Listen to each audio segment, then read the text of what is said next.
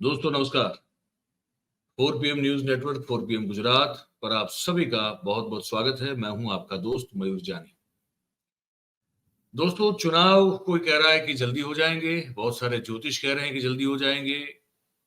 ममता बनर्जी कह रही है कि भाई सभी हेलीकॉप्टर बुक कर लिए गए हैं भारतीय जनता पार्टी के द्वारा, दिसंबर में चुनाव तय है। नीतीश कुमार भी कह रहे हैं चुनाव तय है। साथ में ये भी हो रहा है कि जो 200 रुपए कम किए गैस के सिलेंडर में, तो विपक्ष जो है वो ताल ठोक के कह रहा है तो हमारी सिर्फ 2 बैठकें हुई है और ये हाल है। हम आगे आगे देखिए सरकार जो है कितना झुकना पड़ेगा अपने निर्णयों को लेकर, जो निर्णय ऐसे निर्णय जो कि देश में महंगाई को इतना बढ़ाने के लिए जिम्मेदार है, ये विपक्ष कह रहा है। ठीक है, लेकिन साथ साथ में ये भी हम देख रहे हैं बहुत सारी जगह पे कि भारतीय जनता पार्टी के जो चुने हुए प्रतिनिधि हैं जनता के, उनके खिलाफ भी जो है लोग खुलकर अब जो है वो अपनी मांग रखते हुए उनके काम करने की शैली का विरोध करते हुए नजर आ रहे हैं। ये से कुछ दृश्य आ रहे हैं, हम आपको दिखाएंगे।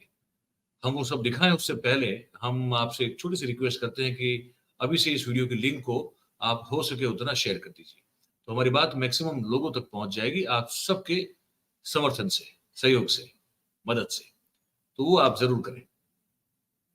बिहार के एक भारतीय जनता पार्टी के सांसद हैं जायसवाल साहब, उनका एक वीडियो आया है सामने। तो देखिए उनके, अब जनता की ये हिम्मत हो चली है कि अब वो मांग रही जवाब सांसद से। बताइए क्या जमाना आ गया है।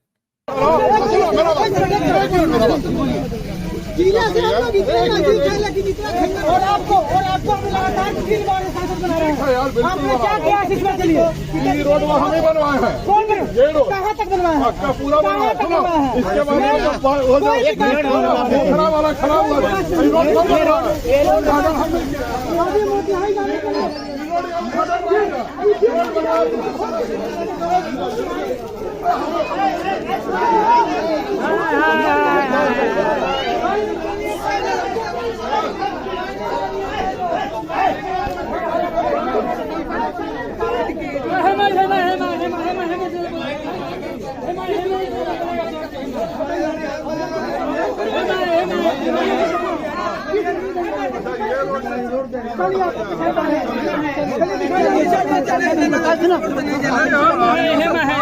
टेंडर में चला गया सर। हमेशा ये रोड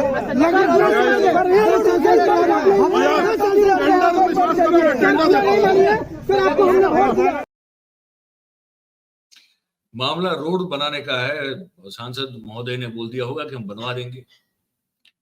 अब ये गजब है, ये जो दृश्य की अब जनता की ये हिम्मत कि अपने जो सांसद है उनके साथ इस तरह से बीच सड़क पर जो है खड़ा रखकर उनके साथ ये दलीलें करें और ये जवाब मांगे, सवाल पूछे। ये कैसे चलेगा? ऐसा कुछ लोग सोच सकते हैं, हालांकि होना तो ऐसा ही चाहिए क्योंकि यही लोकतंत्र है।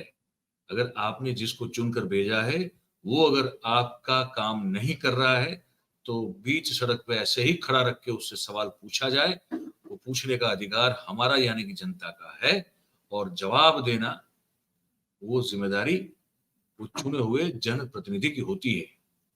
ये समझना और इसको ठीक से दिमाग में बिठा लेना बहुत जरूरी है। ये लोग ने किया तो ठीक किया, वादा किया आपने, पुरानी किया तो आपसे जवाब मांगा जाएगा, सवाल पूछा जाएगा और आपको अपना वादा पूरा करना पड़ेगा। यही लोकतंत्र की जो खूबी है वो ये है। और जब जनता जागरूक होगी तो चाहे वो कहीं का भी सांसद हो, किसी भी पार्टी का सांसद हो, लेकिन जवाब मांगना, चाहे वो सांसद हो, चाहे वो विधायक हो, चाहे वो आपका वार्ड का काउंसलर क्यों ना हो, जब वो आपको कुछ वादा करके अब जब सत्ता में बैठते हैं, चुनकर जाते हैं, फिर उनकी जिम्मेदारी बनती है कि जो वादे किए थे वो हवा में लटकते न रहे, वो पूरे हो। ये बहुत जरूरी है। अब दूसरी एक और बात बता दें नितिन गडकरी साहब को लेकर, इस क्योंकि वो एक ऐसे कैबिनेट मिनिस्टर, इस केंद्रीय सेंट्रल कैबिनेट में एक ऐसे मंत्री हैं जो कुछ करते हुए दिखाई देते हैं, है ना। देश की वो जो परिवहन विभाग है उनके वो मंत्री हैं और उसने अपने मंत्रालय के जो जो कहते हैं ना कि दिशाओं को उस तरह से खोला हुआ, एक्सपांड किया हुआ है कि बहुत सारी चीजें वो करते नजर आ रहे हैं। ये बिहार के सांसद महोदय तो नहीं कर रहे थे इसलिए उनको घेरा गया, ये कर रहे हैं शायद इसलिए जो है वो एक प्रतिस्पर्धी लग रहे हैं प्रधानमंत्री जी को अपने अपने पद को लेकर आने वाले चुनाव के समय, और इसलिए शायद जो है सब ये कहा जा रहा है कि कैग ने जो वो एक रिपोर्ट की है शायद इसी का नतीजा भी है। वो कितने उससे अपसेट हैं वो हमने वो दृश्य दिखाया जहां प्रधानमंत्री की और वो देखते भी नहीं है, लेकिन यही एक मिनिस्टर हैं जो कुछ करते हुए नजर आ रहे हैं, जो उन्होंने शायद वादा देश की जनता को किया उसको पूरा करने की कोशिश करते नजर आ रहे हैं। आजकल जो है वो ग्रीन एनर्जी पर बहुत बड़ा मामला चल रहा है, तो उस मामले में पर्यावरण जो है उसको अगर बचाना है तो ग्रीन एनर्जी पे हमको कन्वर्ट होना पड़ेगा। हम 140 करोड़ की आबादी वाला देश है, अगर हम ठीक से अगर इसको पकड़ लें, इस पर चलना शुरू कर दें, तो बहुत बड़ा जो कार्बन का जो उत्सर्जन है वो उसको रोका जाएगा। उस पर ये आदमी जो है काम कर रहा है। उन्होंने वो एक कार लॉन्च कर दी टोयोटो वाली, इथेनॉल और पेट्रोल का मिश्रण वाली। तब उन्होंने जो कहा वो आपको मैं सुनाता हूँ, क्योंकि जब जनता के प्रतिनिधि बन के आप जाते हैं संसद में, आपका काम है जनता के लिए पॉलिसी अच्छी बनाना और उसको अच्छी तरह से इम्प्लीमेंट करना। वो सांसद तो नहीं कर पा रहे थे, जनता ने घेरा था, इनको घेरा जा रहा है क्योंकि अच्छा काम कर रहे हैं, लेकिन फिर भी जो अच्छा काम करता है उसके बाद भी तारीफ भी करनी चाहिए। तो हम गडकरी साहब की ये बात आपको सुनाते हैं। संघ के सरसंघ चालक थे सुदर्शन जी, वो कहते थे कि इस देश का किसान देश के लिए ऊर्जा और फ्यूल तैयार कर सकता है। तब हमारी बात पर कोई विश्वास नहीं रखता था। अभी पांडे जी मुझे बता रहे, मैं बीजेपी के प्रेसिडेंट के नाते हर बार कहता था, गांव अगर समृद्ध और संपन्न बनाने हैं और गांव गरीब मजदूर और किसान का कल्याण करना है तो हमको पहले किसी भी हालत में एग्रीकल्चर ग्रोथ रेट बढ़ाना होगा, और इसलिए किसान को अन्नदाता नहीं ऊर्जादाता बनाना पड़ेगा। अब किसान ऊर्जादाता भी बन गया, विटामिन दाता भी बन गया, अब बायो एविएशन फ्यूल का भी दाता बन जाएगा। तो कॉर्न, गेहूं, चावल, शक्कर से उसको ज्यादा कमाई होगी और गांव समृद्ध होंगे, क्योंकि अब 100% इथेनॉल टू व्हीलर में चलेगा, ऑटो रिक्शा में चलेगा। बसेस हमारे यहाँ थी, मैंने स्कैनिया की बसेस 100% इथेनॉल पर चलाई, कभी प्रॉब्लम नहीं आया। अब ये कार आई है, ये 60% बिजली तैयार कर रही है और 40% इथेनॉल है। इथेनॉल का रेट है 60 रुपये लीटर, पेट्रोल का रेट है 120 रुपये लीटर। 60 रुपये में ये 60% बिजली तैयार कर रहा है, तो ये 25 रुपये, 20 से 25 रुपये पर लीटर एवरेज हिसाब से पेट्रोल की कीमत आएगी।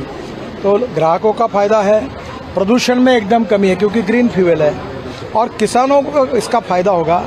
आज मक्के का भाव 1800 के ऊपर चला गया क्योंकि मक्के से इथेनॉल बन रहा है।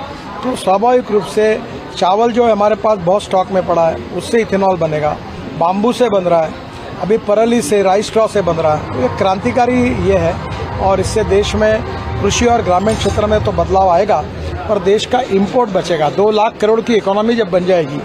अभी ये जो इथेनॉल रेकर पुरी साहब ने बताया कि 50 से 60 हजार करोड़ रुपए भारत सरकार की बचत हुई, क्योंकि हम लोग पेट्रोल में अभी ये 11.75% आया, 20% तक जाएंगे, और डीजल में भी 15% डालने की बात के बारे में हम आग्रह कर रहे हैं। उसका भी टेक्निकल रिपोर्ट आया है। फिर जनरेटर सेट चलाएंगे तो देश में इथेनॉल की इकोनॉमी पेट्रोल को समाप्त करेगी, और गांव में किसानों ने तैयार किए हुए इथेनॉल जो ग्रीन फ्यूल है, जिससे प्रदूषण नहीं होता है, जिससे गांव में रोजगार निर्माण होंगे, किसान समृद्ध संपन्न होगा, तो नए युग की शुरुआत इससे। सर, भारत में कब से दौड़नी शुरू हो जाएगी सड़क पर ये कार? ये देखो, ये मॉडल डेवलप कर रहे हैं, उनकी टेक्नोलॉजी डेवलप हो गई है, अब मुझे लगता है जल्दी मार्केट में आएगा। सर, ये टेक्नोलॉजी इलेक्ट्रिक से बेटर है क्योंकि कम पॉल्यूशन है, तो इसको कोई एडवांटेज? देखिए, इलेक्ट्रिक में इसमें कैसा है कि 60% चलते चलते बिजली तैयार करेगा और 40% इथेनॉल पे चलेगा पेट्रोल के बजाय। देखिए, मैं आपको दो, हिंदुस्तान एक समुद्र है, हमारे पास 16 लाख करोड़ का फॉसिल फ्यूल का इम्पोर्ट है, इसलिए CNG, LNG, ethanol, methanol, biodiesel, hydrogen सब भी करेंगे तो भी पेट्रोल डीजल लगेगा। इसलिए जो मार्ग हमारे यहाँ इंडिजिनस है, जिससे इम्पोर्ट कम होगा, प्रदूषण कम होगा, रोजगार निर्माण होगा, ग्रोथ बढ़ेगी और देश का विकास होगा। आत्मनिर्भर भारत बनाने का जो प्रधानमंत्री का सपना है, उसमें ग्रामीण भारत को शक्तिशाली बनाने का बायोफ्यूल ये सबसे बड़ा हाँ, हवाई जहाज में अभी 2% वर्ल्ड का रेजोल्यूशन आ रहा है कि 2% बायो एविएशन फ्यूल डालेंगे तो इथेनॉल से बायो एविएशन फ्यूल भी बनेगा और परली से बनेगा। तो ये एक रिवोल्यूशन होगा। मैं ये बातें बहुत दिनों से करता हूँ, आप मेरे पर विश्वास नहीं रखते थे, अब जब ये पूरा सच्चाई देख रहे तो आपको विश्वास हो रहा। मुझे भी समाधान मिल रहा है कि जीवन में जिस मिशन में काम कर रहा था उसका एक सपना पूरा हुआ। विक्रम किर्लोस्कर जी ने बहुत मेहनत की, बेचारे आज नहीं रहे। तो ये काम करने वाला आदमी है।